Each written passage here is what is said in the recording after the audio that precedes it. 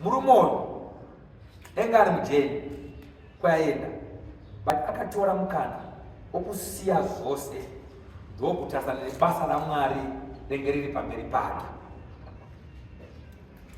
Hama kana ndasvika pabasa raMwari tinawo here mukana wokusiya zvedu, taimu yedu tomboisiya, basa raMwari rinoitwa pano iko zvezvikunda makumayuta asiri pano asi makapinda mutaundi munoona arimo nhasi izvozvizvo. Ende dai arikuita zvakanaka angoshedzwa neshamwari yako kuti ndaimbodya chikeni ini mutaundi nhasi. Dai shamwari yakanaka, boyfriend futi anoputa buka.